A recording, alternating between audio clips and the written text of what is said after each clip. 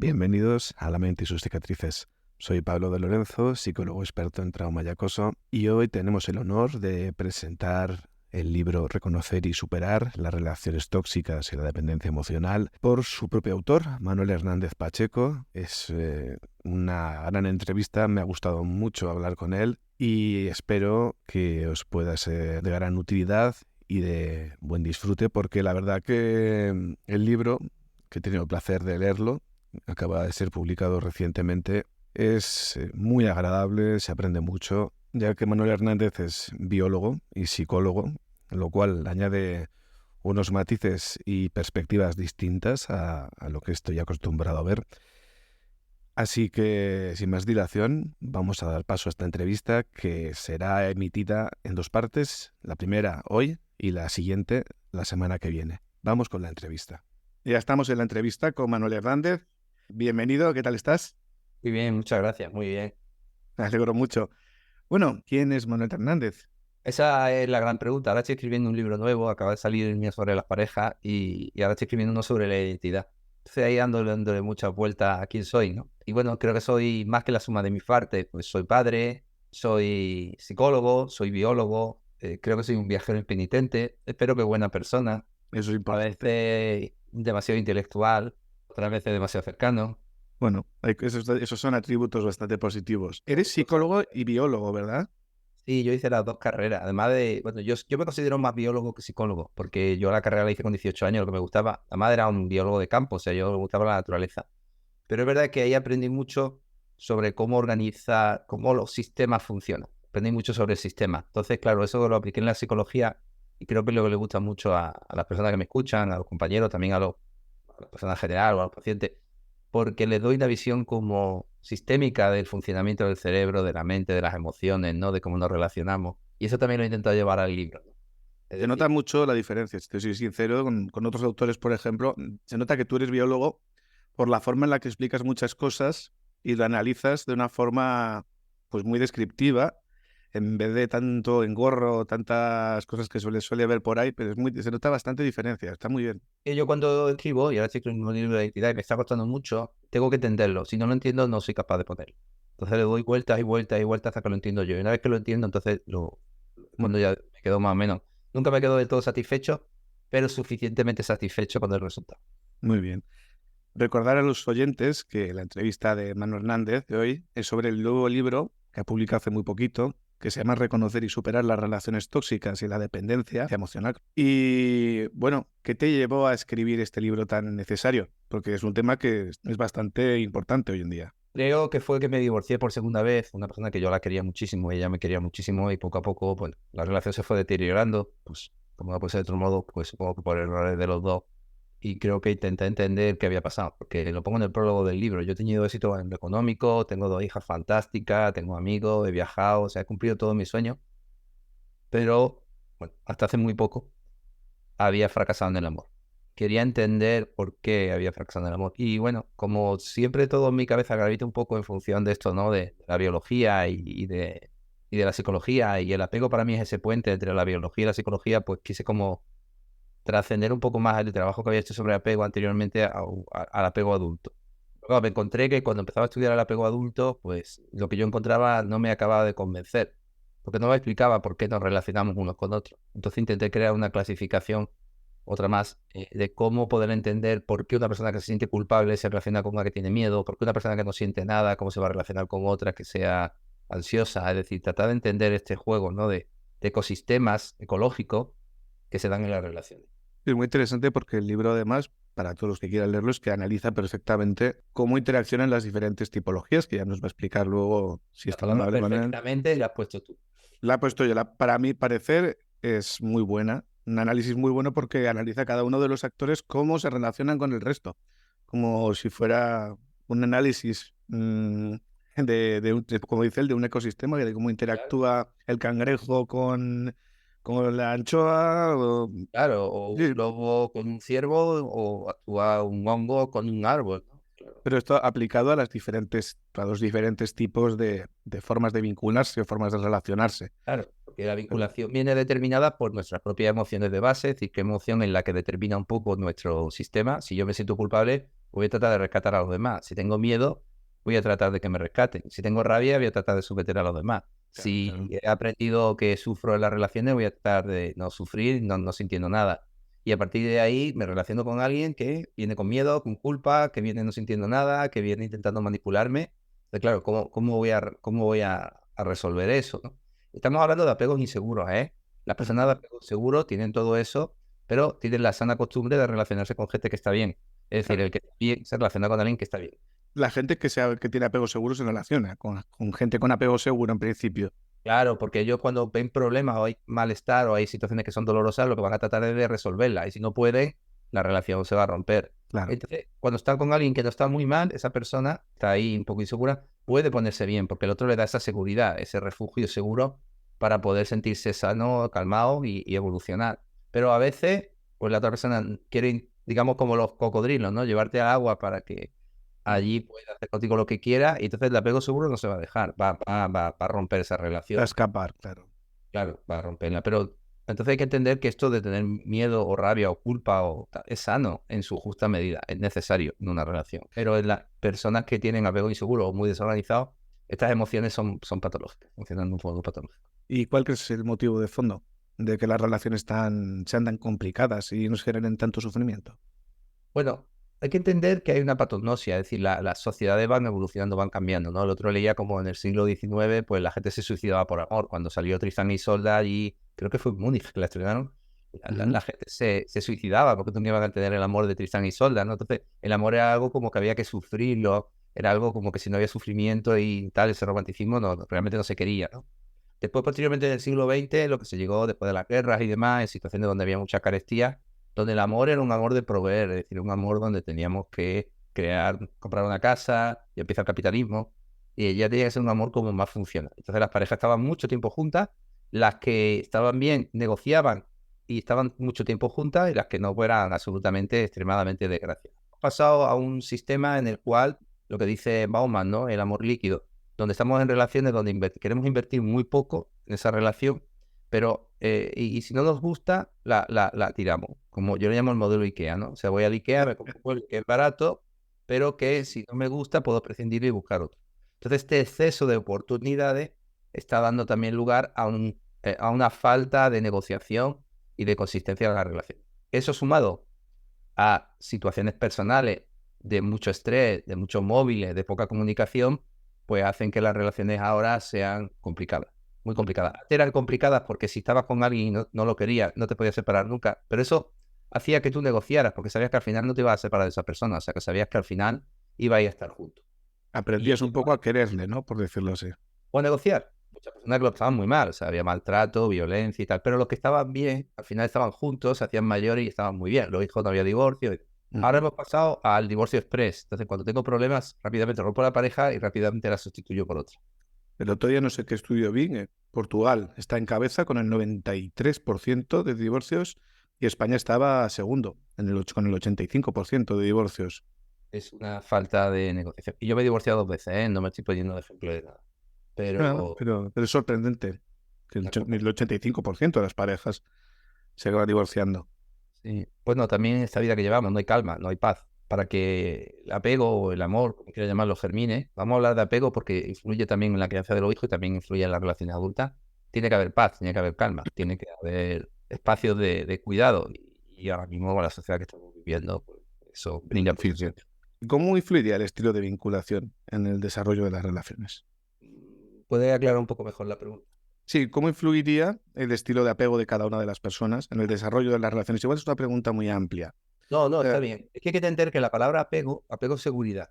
Cuando nosotros decimos que hay mal apego es porque no se da esa seguridad. Entonces, la pregunta, si yo la formulara de una forma más adaptada a lo que yo necesito, es ¿cómo influye mi tipo de apego en cómo Eso, me relaciono? el estilo de apego, el estilo de vinculación, por decirlo así. Claro. Entonces, las personas que son más de apego evitativo, lo que van a tratar es de no sufrir porque el unirse a alguien le va a hacer sufrir. Entonces, lo que van a hacer es comportarse como creen que los demás esperan de ellos. Entonces, van a ser cuidadores compulsivos o complacientes compulsivos o personas que estén constantemente viendo lo que hacen los demás, pero van a ser compulsivos, van a hacer, porque nadie me va a querer por lo que yo soy, solo me va a querer por lo que yo haga. Ya. Entonces, vas con ellos y te van a pagar el primer día, te van a pagar toda la cena, y van a intentar cuidarte y tal. Y esto está bien. Pero estas personas, si están muy enfermas, cuando intentas cuidarlas, no se dejan. ¿Y por qué no se dejan? Porque tienen miedo de que si tú no te cuido, entonces vas a abandonarme. Porque yo solo sirvo en el momento que hago algo por ti. No soy valioso por mí. No soy valioso como Pablo, o como Manuel, o como Lola. Solo soy valioso desde el momento que esté haciendo algo por ti. Y eso es lo que le han enseñado desde pequeñito.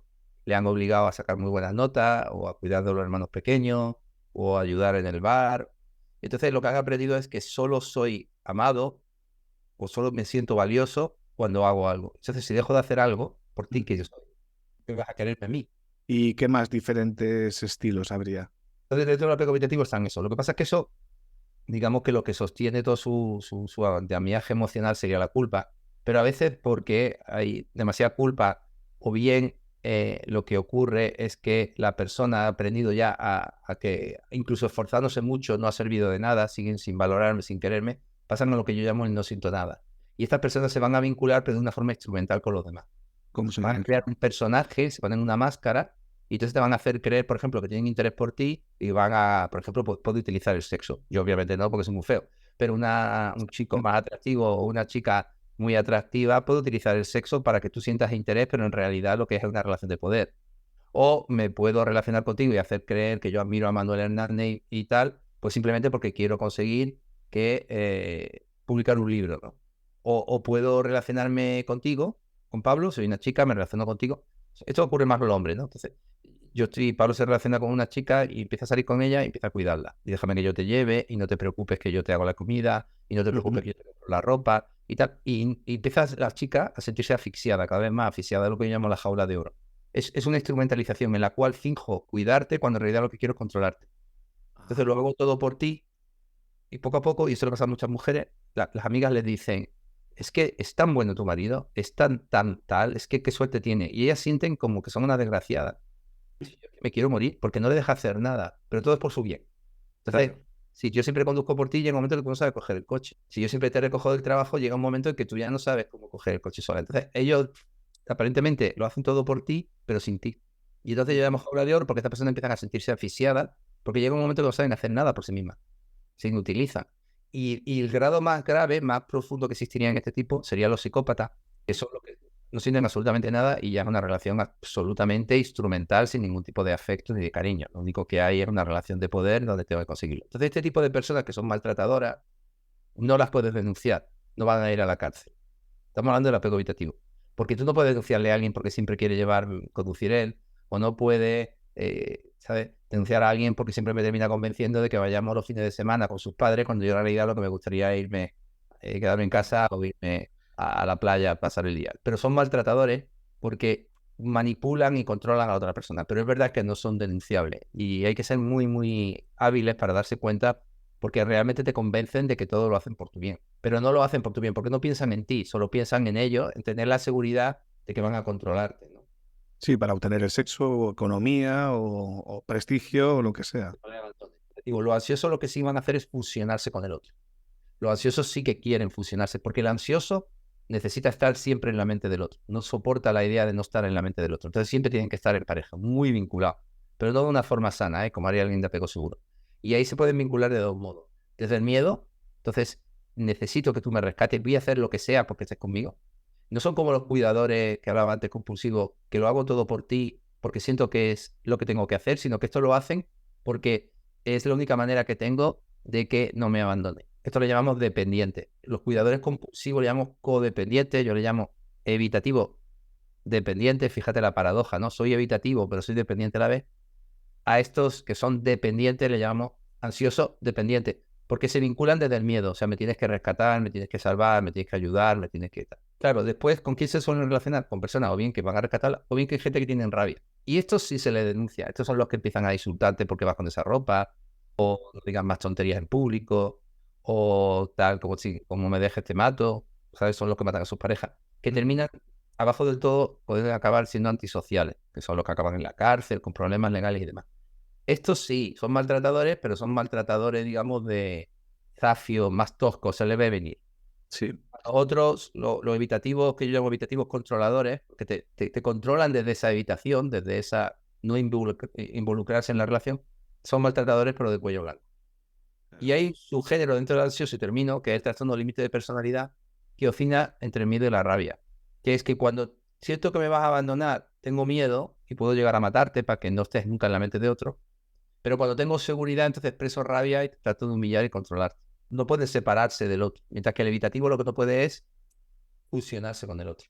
Entiendo un poco también que a mayor nivel de patología en cada uno de los extremos, más hará que se junten. Quiero decir, el más sumiso de los sumisos de los sumisos estará con la persona más controladora quizás que acepte esa sumisión. Porque una persona segura o con apego seguro, igual al principio no le quiere dar importancia, pero con el paso del tiempo, si ve que la persona se autohumilla constantemente y tiene que rescatarla afectivamente, va a acabar cansándose de estar detrás. Controlarme, empieza a decirme, oye, me coartas mi libertad.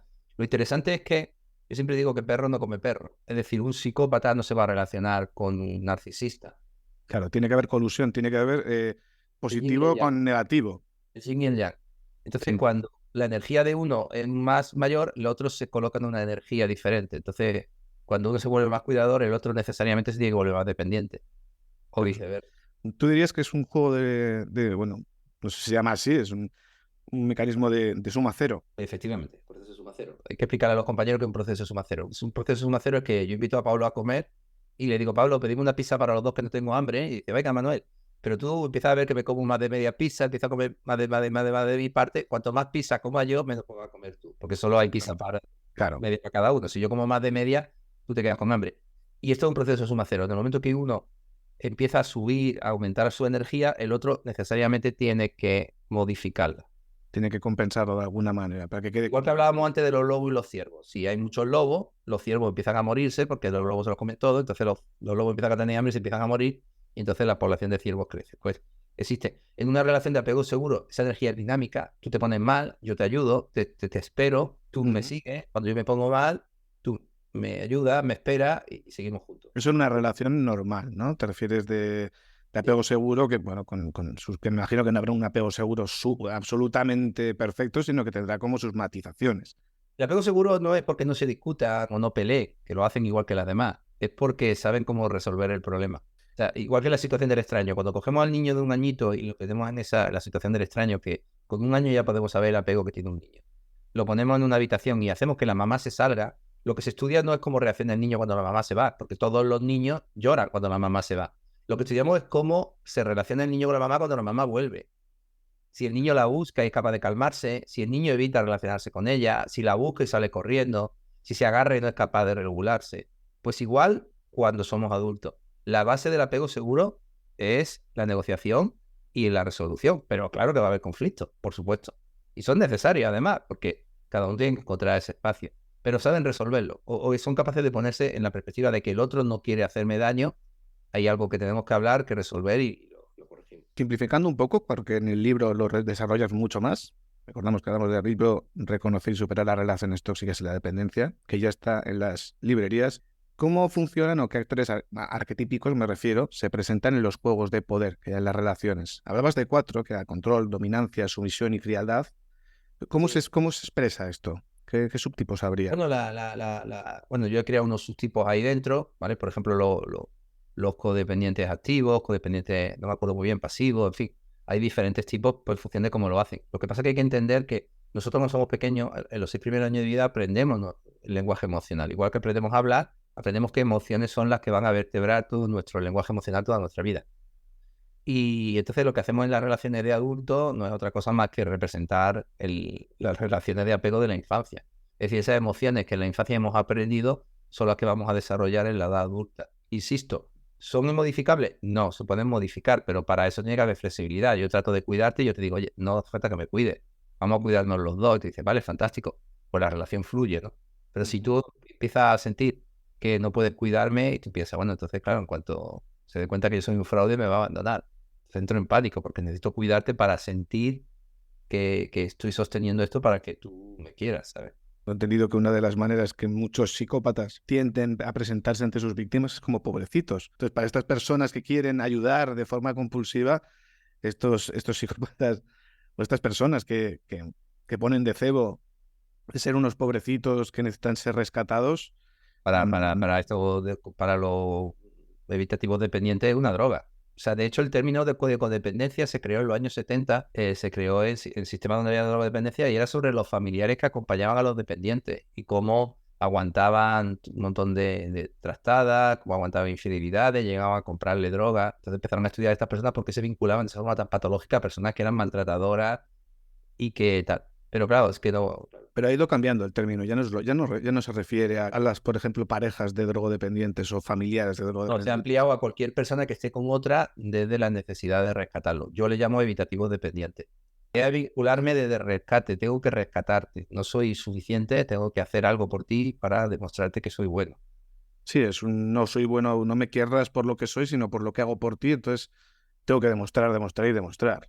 Efectivamente. Mientras que el dependiente, por ejemplo, va a sentir miedo de no poder valerme por mí mismo, entonces voy a hacer lo que sea porque no me abandone. O si siento que la relación no va bien, entonces voy a buscar otra pareja, como Tarzán, ¿no? Saltando de liana en liana, porque de esta manera me aseguro de que si esto falla, yo tengo ya otro sitio donde estoy para poder seguir colgado, ¿no? Porque necesito siempre a alguien que me esté rescatando, no puedo valerme por mí mismo. ¿Qué más actores encontraríamos, como estábamos comentando, actores arquetípicos en este Bueno, juego para de poder? mí, en la rabia, ¿no? Ese niño que se siente querido a veces, otras veces no se siente querido. Y entonces lo que descubre es que solamente me hacen caso y me tienen en cuenta cuando muestro rabia o muestro poder. Y ahí es el único momento en el que siento algo de conexión o al menos siento que los demás me respetan o me temen. Y entonces todas sus relaciones se basan en eso, en un juego de poder, de violencia, de maltrato, que al principio parecen personas muy seguras de sí mismas, pero yo le llamo suflés emocionales, porque son como pasteles muy grandes que dentro solo hay aire, o sea, se desinflan rápidamente, porque no hay nada detrás. Y algunos pueden tener éxito económico, ¿eh? Pero es un éxito que se basa en la humillación, el maltrato y la coacción a los demás. Y cuando tienen hijos, sus hijos son sus súbditos. Este sería más un perfil narcisista, por decirlo así. Sí, pero aquí diferencia muy bien lo que es el psicópata, que Piñol llama psicópata integrado, que es el que finge, ¿sí? Y la rabia es interna, pero solo sale cuando ya han conseguido el poder o en momentos muy concretos de estos que son más zafios, los ves venir, estos los ves. Sí, los narcisistas son los que necesitan fardar Sí, básicamente. mi abuela, eso, los psicópatas también, pero lo hacen de otro modo, más sutil, con el coche, con la ropa, con el cargo, con el reloj. Sí, hay una canción preciosa de Amancio Prada que se llama La mirada del que sabe. La mirada del que sabe. Sí, una canción de Amancio Prada, la puedes poner luego si quieres para que la escuchen los compañeros, porque está muy bien. Y te habla de eso, ¿no? De la mirada del ejecutivo, tal, Sí, porque busca, hace bullying en el colegio, dice la mirada del que sabe. sí, que como esto lo voy a poner también en Spotify, no lo puedo poner porque me van a fastidiar con el tema del copyright, pero quien quiera buscarla, ¿cómo era? La mirada del que sabe de Amancio Prada. Amancio Prada, para que la Y hace busquéis. muchos años y tal, entonces habla del niño del colegio que hace bullying a los demás, el ejecutivo, que llega allí y tal con el poder, entonces él dice, ahí tiene la mirada del que sabe. Qué interesante. ¿Algún otro actor arquetípico que estábamos comentando? Hablábamos del culpable, del que tiene que rescatar, el que tiene miedo, está el que tiene rabia y hemos hablado también del que no siente nada. Bueno, esos son los cuatro que yo describo, que dentro de eso pues hago subtipos, por ejemplo, pues la coqueta, y que nadie me interprete por lo que quiere decir con coqueta. Los días venía un libro fantástico de Alberto Olmos que se llama Tía Buena, un estudio filosófico, y el libro está muy bien, que habla del sexo como una relación de poder, y de la crisis que tenemos los hombres y tal, y de lo que está ocurriendo en Instagram y todo esto, ¿no? Con todas estas chicas que... No, el sexo es una moneda de cambio, puede ser una moneda de Y cambio. de poder, ¿no? De poder. Mira Judy y Holofernes en la Biblia, ¿no? Cuando Judy seduce a Holofernes y le corta la cabeza para que los judíos puedan vencer a, creo que no, a los persas. Y desde la historia de la humanidad y toda la humanidad, el sexo ha sido siempre una fuente de poder. Y, y también la riqueza era una fuente de poder. Entonces, por ejemplo, la coqueta no utiliza la seducción para sentir que está fusionada contigo. La coqueta usa la seducción como una manera de poder utilizarte y poder hacer contigo lo que quiera, ¿no? Para sentir poder o conseguir un puesto o ascender. Simplemente sentirse la mirada de todos, ¿no? Hay una película fantástica, El Ángel Azul, de Marlene Dietrich, una película de los años 30, donde se ve perfectamente, ¿no? Como Marlene Dietrich coge el profesor de la facultad y poco a poco lo va degradando, ¿no? Por el camino de Swan, Odette, la cocotte, ¿no? Que lo único que quiere es coger de Swan, sacar dinero, y Swan está obsesionado de por qué no lo quiere. Me recuerda un poco al estilo histriónico de la personalidad, ¿no? De que Sí, efectivamente, yo le llamo histriónica, efectivamente. la coqueta, sí, sería alguien muy centrado en la sexualidad, en el ser vista desde el Pero los hombres, por lo ejemplo, pueden sexual. utilizar la ropa o pueden utilizar una ostentación económica, ¿sabes? Sí, el estatus, quizás. Sí. o Sí, incluso una admiración fingida que en realidad quieren conseguir solamente poder. Eva al desnudo, una película fantástica de Mankiewicz de los años 50, es una maravilla, la vi con mi hija, le encantó. Y es una mujer sí. que viene de pueblo, aparente muy inocente, y yo no sé nada, es que vosotros, y poco a poco se va viendo cómo va subiendo. Y decía antes que el lobo, perro no come perro, los carnívoros no comen carne, o sea, perdón, los carnívoros no se comen a otros carnívoros. Y entonces hay una escena que es genial donde hay uno que es un psicópata que tiene el poder y entonces llega a ella y le dice, mira, ya está, a mí no me engaña. Y después sale la otra ahí enfadadísima, me coge de la mano, venga aquí, tú vas a hacer lo que yo diga y tal, y vamos a triunfar juntos. Pero son Sí, sí. dos depredadores que se reconocen rápidamente, entonces se vinculan en una unión de fuerza porque se necesitan para conseguir poder, pero ya está, el objetivo no es la conexión o el amor de estar juntos. Ah, pero Consejo en la poderoso. película estaban juntos en plan pareja. No, no, no, ella sube, va subiendo, va subiendo, va subiendo, y todo el mundo la ayuda, y tal, pobrecita, pobrecita. Entonces, en un momento determinado, él la coge y le dice, oye, que yo te reconocí desde el primer momento, te calé, diríamos, y entonces me vas a ayudar ahora y vas a hacer lo que yo diga, si no voy a quitarte la máscara. Entonces sale la otra como una víbora allí, no, ¿por qué tal? Cuánto, fantástico. Vale, vale, Se interesante. llama Eva el desnudo, una película del año Eva al 50, desnudo. maravillosa, Vale. de Mankiewicz. ¿Habría diferentes tipologías dentro de las relaciones tóxicas, diferentes tipos de relaciones tóxicas? Me imagino que no es lo mismo una relación de manipulación porque la persona se hace la víctima y machaca culpabilidad a otra persona, a otra que constantemente intenta controlar, a otra que A ver, vamos, para mí, utiliza el sexo como moneda de cambio. lo pongo en el libro, pero bueno, ni siquiera te da el sexo, te da la posibilidad de tener sexo. La posibilidad, sí, sí. Eso se desarrolla mucho en el libro, pero si nos puedes dar unas pinceladas, que de esto va realmente la entrevista. Bueno, no, te voy a insinuar que te puedo dar sexo para conseguir lo que quiera y a lo mejor te lo puedo dar, pero a cambio de que tú a cambio me des algo. No hay una conexión, o sea, hay una relación de poder, y es a lo que voy a ir ahora. Es decir, el sexo utilizado como poder o el tener un cargo en una empresa y ascenderte como una forma de poder. O sea, no es lo hago porque quiero ayudarte y creo que tú a cambio me vas a ayudar. Una relación que, digamos, sería simbiótica, sino sería una relación de poder. Entonces, para que una relación funcione, hay que ir dos pilares. Para mí hay dos pilares, que es la simetría y la coherencia. Simetría y coherencia. Sí, para mí la simetría es que tú y yo ponemos lo mismo en la relación y la coherencia es que yo voy a hacer lo que yo te diga y tú vas a hacer lo que tú me digas. Es decir, no me vale de nada que me digas que me quieres mucho cuando llega el sábado, de pronto me voy con mis amigos a ver el fútbol, ¿sí? O no me sirve de nada que yo te esté cuidando constantemente y cuando me encuentro mal, de pronto desaparece. Entonces, los dos pilares que tienen que sostenerse una relación son la simetría y la coherencia. Entonces, si esos dos pilares no se dan de una forma adecuada, lo que empieza a darse son relaciones de poder. Diríamos que una relación tóxica es una relación de poder en la que está desigual, en la que hay una víctima y un victimario. Claro. Lo que pasa es que la víctima puede tener un síndrome de Estocolmo, es decir, puede estar en situación, por ejemplo, mi pareja me maltrata, pero el miedo a quedarme sola supera con mucho el sufrimiento por el maltrato, con lo cual tengo que estar con él. Sí, Y puedo engañarme, puedo decirme que me pega porque me quiere. sí, sí, claro, al final en lo que se teme es, es la soledad y el abandono, está claro. Término relaciones tóxicas, ¿no crees que se ha analizado un poco con el Sí, tiempo? mucho. Lo que pasa es que yo lo uso porque es necesario. Ahora mismo, hombre, a mí me conviene que la editorial venda muchos libros y mi libro se conozca. Entonces pongo palabras que los buscadores de Google Pero prohíben. sí que es cierto que la expresión relaciones tóxicas se ha ido democratizando mucho, pero yo creo que viene de un entorno más coloquial.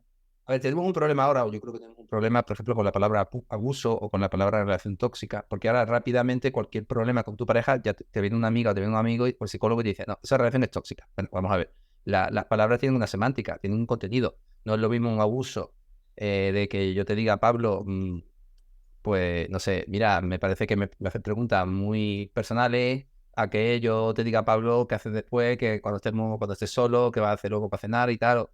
¿Me explico? Es decir, Sí. la palabra abuso hay que matizarla mucho porque no es lo mismo un abuso de que yo te diga, oye, ¿quieres que te lleve la bolsa te ayudo con la bolsa? Y tú me digas, no, Manolo, eres un machista porque yo puedo llevarla sola, a que yo coja y empieza a insinuarme sexualmente de que te puedo dar un puesto de trabajo si tú accedes a que tengamos sexo, ¿no? Es Claro. decir, y este es el gran problema que hay ahora, que metemos dentro de relación tóxica o la palabra abuso, metemos un montón de cosas que hay que matizarlas mucho. Es decir, hay gradientes. Yo siempre digo que en un partido de fútbol no es lo mismo una falta que un penalti, que una tarjeta amarilla que una roja. Y ahora mismo la palabra relación tóxica se usa con demasiada facilidad. Creo que sacamos la tarjeta roja demasiado rápido.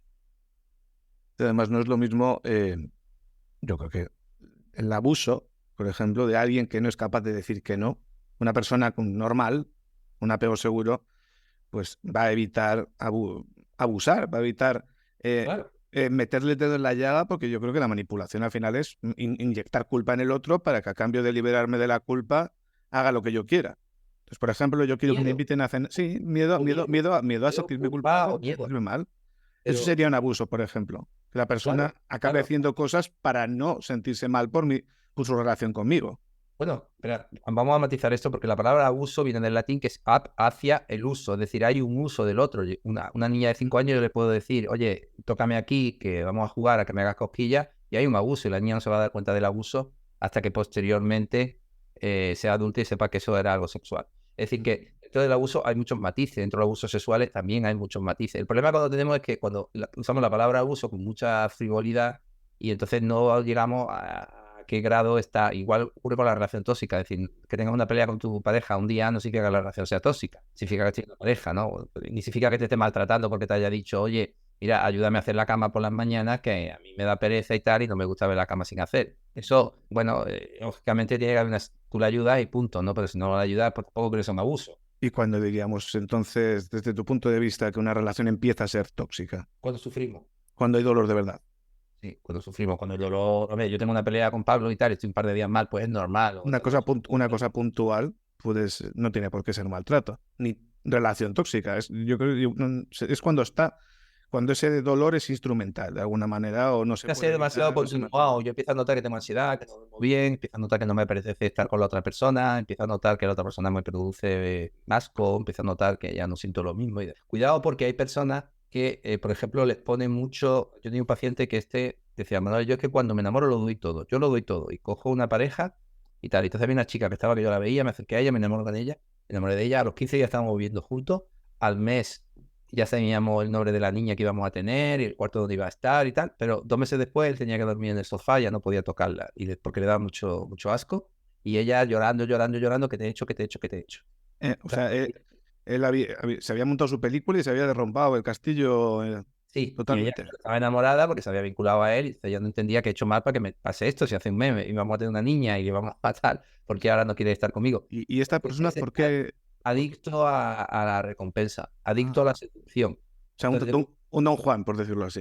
sí, pero un Don Juan muy particular. Un Don Juan, no un Don Juan que te conquiste y después desaparezca. Es un Don Juan que necesita sentir que te enamoras de él. Y cuando te has enamorado de él, no quiere sentirse culpable abandonándote, entonces empieza a hacer las cosas de tal manera que la tengas que abandonar tú. Perfil interesante. Sí, sí, muy perverso. En el libro, a mí me encanta la literatura y hablo de La Regenta, que es una novela que me fascinó cuando la leí con 22 años. Me hice en Interrail por toda Europa en el año 90. Bueno, fue el año que cayó el muro de Berlín, pero yo por allí, Praga era comunista. En fin, bueno, miento. Praga había terminado la revolución del terciopelo 3 meses antes, pero Yugoslavia era comunista. Un viaje, me llevé La Regenta de estos libros que te lleva y dice, bueno, esto me lo leo, me va a tardar 3 meses. Tal. En 5 días me lo había fulminado el libro. O sea, era como, por Dios. Hombre, los trenes son lentos. No, no, es que la lectura de La ¿Quién escribió La Regenta? Que no me acuerdo. Leopoldo de las Clarín, y una novela del siglo XIX española. Hay 3 grandes adúlteras en la historia de la literatura. Una es Madame Bovary, la otra es Ana Karenina y la otra es La Regenta. Y entonces a través de los personajes de La Regenta hablo de cómo se van relacionando unos con otros, ¿no? Entonces Mao Zore es la de apego seguro ingenuo, que ha perdido a sus padres, la crían sus tías, muy guapa, muy atractiva. Fermín, creo que se llama Fermín el cura, es el que busca el poder, sabe bien con una madre que es una arpía, que lo machaca, entonces solo busca el poder a cualquier precio, el cura, ¿no? El que tal, y la seduce. Después llega el Don Juan, que llega allí tal, que es el seductor, el tal. El marido es un pobre hombre, ¿no? Mayor ya, que lo único que quiere es cazar, ¿no? Entonces ya se mueve entre esos dos hombres, ¿no? Uno que representa el poder y otro que representa la seducción, la fascinación del amor, ¿no? Y bueno, la novela, no quiero hacer spoiler, pero la novela es fantástica. Entonces voy hablando con cada uno de esos personajes se coloca desde un punto de vista en ese ecosistema, ¿no? Patológico, ¿no? Ella es la presa y ellos quieren cazarla, pero uno es cura y la quiere cazar desde la admiración y el otro la quiere cazar desde la sensación de te voy a hacer sentir cosas que nunca has sentido. Fíjate que hay una cosa que se llama el síndrome de Ana Karenina, que No conocía. si son mujeres que lo pierden todo por el amor loco que lleva a la destrucción. Se llama el síndrome de Ana Karenina. Por qué se da la dependencia emocional? O sea, ¿qué siente la persona dependiente para anhelar profundamente un otro que le haga sentirse completa? ¿Por qué? ¿Por qué se da ese vacío? Platón en el banquete es la primera novela de amor que existe, el primer libro de amor, lo escribió, no sé si en el año 2000 a.C., por ahí. En el banquete de Platón él habla de una frase que a mí me impresionó mucho, que dice que el amor es el deseo y el deseo es la carencia. Y es verdad, yo, bueno, ahora estoy conociendo a una persona y la verdad es que estoy sintiendo muchas cosas, ¿no? Y me di cuenta de lo que significa. Es una sensación de que cuando estás con ella estás completamente pleno, pero cuando no estás con ella te sientes absolutamente vacío, carente. Cuando nos enamoramos, nosotros lo que sentimos que la otra persona nos da algo que nosotros no teníamos y necesitamos que se fusione con nosotros. Esto es el mito del andrógino, ¿no? Que eran los dos seres estos mitológicos que estaban unidos y que Zeus lo castigó y entonces se pasaron la eternidad buscándose al otro. Cuando uno se enamora siente esa fusión con el otro. Entonces, ¿qué ocurre? Esa fusión, si es sana, es una fusión donde los dos flotamos juntos. Pero si uno siente que puede empezar a hundirse, entonces lo que va a intentar es agarrarse al otro y puede hundirlo también. No se da una relación adecuada simbiótica, sino que se da una relación patológica desde la necesidad de que me rescate, o de la necesidad de rescatarte, o desde el miedo a que me abandone. Pero puede ser muy, muy grotesco ese miedo, ¿no? Puede haber un pánico real, una sensación de pánico. No, es horrible, un circuito cerebral que se va al pánico, que es lo que siente un bebé cuando tal, que se aumenta mucho un neurotransmisor que se llama el glutamato. La sensación es de un ataque de pánico. El ataque de pánico no es ansiedad, el ataque de pánico es la sensación de la pérdida afectiva. Terrible, o sea, la gente piensa que se puede morir. Hay un circuito dentro de estilos, dentro de una relación que he visto más de una vez, que es persona está con alguien, con otra persona, una de ellas empieza a agobiarse, la otra, al ver el agobio, se empieza a sentir abandonable o solo o sola, empieza a insistir a la otra persona para que, Eso es la para que le relación, por calme. ejemplo, del evitativo controlador que controla desde la evitación, que le llaman los jóvenes ahora ghosting, no te contesto los mensajes, nunca tengo tiempo para ti, y la otra persona empieza a sentir es que he hecho mal. Claro, en vez Se de trata ver el así, maltrato, en vez de ver el acto del otro, lo que ve es la culpa posible. pero lo interesante es, ¿dónde aprendí a que no puedo vincularme afectivamente con alguien? ¿Dónde aprendí que si la vinculación afectiva falla, yo tengo la culpa? Claro. ¿Sí? Claro, porque es que realmente la otra persona perfectamente puede estar cometiendo un abuso emocional, no respondiendo, porque es cutre, no responderá a alguien. Claro, Pero claro. ¿por qué mi cabeza, en vez de pensar el otro esté siendo cutre, no merece mi cariño, directamente tiende a pensar algo tengo que haber hecho por Los narices? circuitos de lo que pensamos sobre el futuro, de la imaginación, de lo que prevemos del futuro, Sí. cerebrales, son absolutamente los mismos que los circuitos que utilizamos para recordar el pasado. Con lo cual, todo lo que yo planteé sobre lo que está ocurriendo con mi pareja va a ocurrir se basa en mi experiencia previa en otras relaciones, bien de pareja o bien de apego. Con lo cual, lo que voy a tender es a tirar de información emocional. Mis papás no me querían porque yo era defectuoso. Claro, entonces al final voy a revivir constantemente en los actos del otro el pasado. Si una persona muy traumatizada, por decirlo así, vive en el pasado constantemente. Claro, no puede vivir de otro modo porque está en alerta. O sea, la vida es peligrosa. O sea, estoy en un mundo que puede ser hostil. Claro. Y a partir de ahí, ¿cómo me relaciono? Pues me relaciono, pues, intentando ser buena para que me quieran, me relaciono desde que me rescaten, me relaciono desde maltratar para que no me abandonen, me relaciono desde la necesidad de sentir que la otra persona está loca por mí y que yo no la necesito. Claro, es que lo que he visto en tu libro además es que son todo prácticamente estrategias de supervivencia para encontrar un equilibrio que se perdió en el pasado, por decirlo de alguna manera. Nunca se tuvo. Bueno, pero sí, además el libro se explica muy bien. Hay una pregunta que me interesa mucho y creo que tiene un sentido biológico y práctico. O sea, ¿cómo se produce y qué sentido tiene el enamoramiento? ¿Es como una especie de enganche para que no huya ninguna de las dos partes? ¿Es una trampa biológica? Para describir el amor, el ser humano inventó la música, la poesía, el arte, así que voy a hacer algo muy feo, que es que voy a hablar desde el amor, desde los neurotransmisores, desde la química y desde la biología. Así que perdonadme porque el amor es algo tan hermoso, es como describir el olor de una rosa o las feromonas que expulsa. Todos los mamíferos, ningún mamífero, por ejemplo, yo estoy ahora en Uganda, estoy viendo los chimpancés, estaba la hembra en celo allí con un culo, se pone una bola enorme que a cualquier ser humano le parece asqueroso, pero a los chimpancés les huele loco. Sí, Y sí, sí. el sustituto de los senos en las mujeres. Las mujeres son los únicos animales que tienen los senos tan grandes porque sustituye a ese bulto de los chimpancés del culo. Pero bueno, es otra historia. El caso es que apareció el macho alfa, ¿no? Y tal, y allí pegando gritos, pegando golpes, todos los chimpancés pegando. La hembra se fue a un sitio, pues la buscó. Y le dice el guía, ya terminó. Pero se han pasado 4 segundos. Ha batido mi récord. Y dice, sí, sí, pero estoy así con los chimpancés, así. Entonces, los mamíferos tienen apareamientos muy cortos porque no hay un placer, no hay un orgasmo en las hembras cuando tienen relaciones sexuales. Hay un alivio del malestar. O sea, una gata está en celo, no tiene orgasmo. Ah, vale, vale, vale. No, o sea, es un refuerzo negativo, deja de sufrir. Algo así. Entonces, ¿por qué las hembras humanas sí? Se cree, la teoría que hay, de Montmorry en el modo desnudo, es que la mujer, cuando tiene al hijo, no puede criar al hijo sola, porque criar un hijo sola ahora actualmente sí es fácil en el siglo XXI, pero imagínate los tipos de las cavernas o en el siglo XVII. Claro, No se podía. una desprotección absoluta. Claro, necesita a una figura de que le dé protección, que tal, y que le ayude a poder sacar esa cría adelante, porque claro, una cría de 6 meses, de un año, no puede ponerte en la espalda y irte abajo ahí a cultivar o a lavar la ropa, pero no puede irte a cazar ni nada. Entonces, ¿la idea cuál era? La idea era que el hombre, cuando tenía relaciones sexuales, no se separara de ella, siguiera vinculado con ella y en la crianza del bebé. O sea, el enamoramiento sería una sensación biológica casi como de enganche, de placer, para que la pareja siga junta durante la época en la que más vulnerable es la Eso. crianza, ¿no? Aquí hay dos cosas. Una que es bonita, que es que la mujer es el único animal que es receptivo sexualmente durante todo el año. Cuando una hembra de cualquier otra especie queda embarazada, ya no es receptiva sexualmente, ya no se aparea. La mujer sí, ¿por qué? Porque necesita darle sexo, digamos, al varón durante todo el tiempo para que el varón no. Y la segunda es más fea, y es que efectivamente los biólogos, los psicólogos evolucionistas dicen que las relaciones duran una media de 7 años porque es el periodo que necesita la mujer para criar al hijo y buscarse a otro varón. Eso es lo que dicen que duraría el enamoramiento, ¿no? No, el enamoramiento dura como 6 meses, un año, porque si no te mueres de un infarto. Vale. Viene lo que es la parte de la convivencia, el amor, que a mí es lo que más me gusta de una relación, ¿no? El saber lo que la otra persona quiere, lo que le gusta, ¿no? Sí, es post-enamoramiento, ¿no?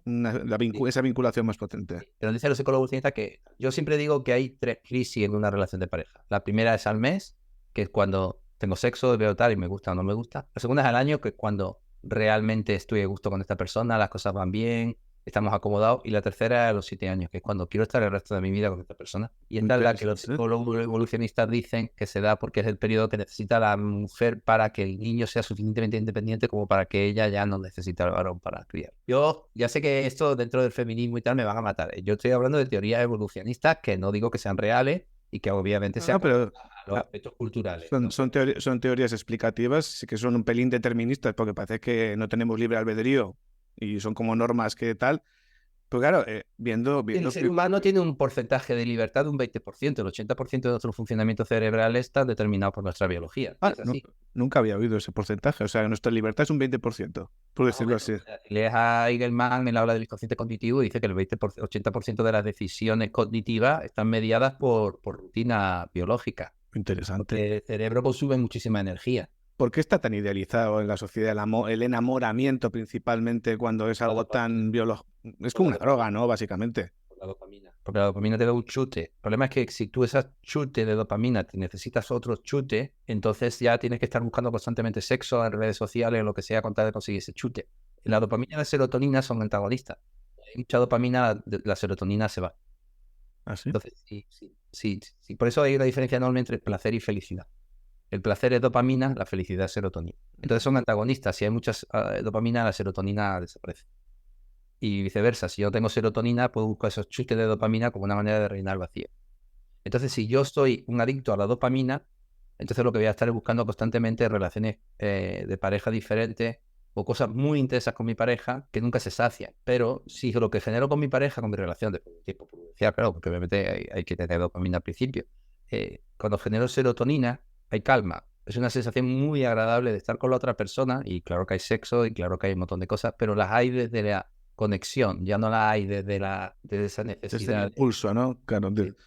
Vale, entenderíamos que serotonina se vincula más con la paz y la dopamina con excitación y el placer. Que me viene a la cabeza un poco la imagen del rockero famoso constantemente con dopamina a tope, con conciertos, con un montón de personas o de gente dispuesta sexualmente, de drogas que le estimulen a nivel dopaminérgico, pero luego de repente tiene un vacío y una soledad y un sentimiento. Difícilmente va a ser feliz. Fíjate que Judy Herman, yo la vi en México, fui a un congreso a México, invitaron a Judy Herman. Fue muy divertido porque había subido un volcán el día antes, me quedé a 4.800 metros y me dice Martín, el que organiza los congresos, amigo mío, me decía, bueno, vamos a recoger a Judy Herman y nos vamos. Digo, ¿de verdad quieres que Judy Herman me vea con este aspecto? Y era encantadora. Que soy un ponente, soy compañero, mañana me lo que yo ya trajoso. Y se reía mucho, ¿no? Y me decía, bueno, no hablo español, ya que echarme un novio español, encantadora. Y ella hablaba que había 3 tipos de pareja. decía parejas de adrenalina, creo que era parejas de serotonina y parejas de dopamina, ¿no? Entonces las parejas de dopamina son parejas que siempre están buscando como cosas nuevas, aprender y tal, eso es de dopamina. Y no significa que sea malo tener esa parte, pero es una parte donde lo que necesitas es como constantemente compartir con la otra persona, pero no desde el sofá viendo una serie, sino de vamos a caminar, vamos a probar un restaurante nuevo. De serotonina me imagino que serán las de que son capaces de ser felices en el sofá, comiendo una pizza tranquilos Sí, y todos los viendo domingos Netflix. van al mismo bar, con el mismo Sí, tal. pero es calma. Y la de adrenalina, que es algo malo. Claro, están discutiendo, tienen miedo, se enfadan. Sí, esas son Vale, las tóxicas. vale. Ahora entiendo. O sea, qué curioso. No había oído nunca esa diferenciación. Parejas de adrenalina, parejas de serotonina y parejas de dopamina. Muy interesante. Esto no estaba en el libro, creo, pero No me dio tiempo porque ya estaba publicado y yo está muy el interesante. teaser en mayo y Bueno, recordar que esta entrevista será dividida en el episodio de hoy y el episodio que haremos la semana que viene. Y hoy el episodio va llegando a su fin porque el tiempo pasa inexorable. Vamos a ir, si te parece, cerrando la entrevista de hoy y continuamos la semana que viene. muchísimas gracias. Encantado, Pablo, y la semana que viene nos vemos. Y hasta aquí la primera parte de la entrevista a Manuel Hernández sobre su libro Reconocer y superar las relaciones tóxicas y la dependencia emocional. Creo que está quedando una entrevista muy chula, muy bonita, con un contenido muy interesante. Como todos los episodios, recordar que tenéis el mail lametisuscicatrices@gmail.com para todas las preguntas que queráis realizar y para las colaboraciones que podéis ofrecer también a quien le pueda interesar. Así que hasta aquí llega el programa de hoy y nos vemos en el próximo episodio.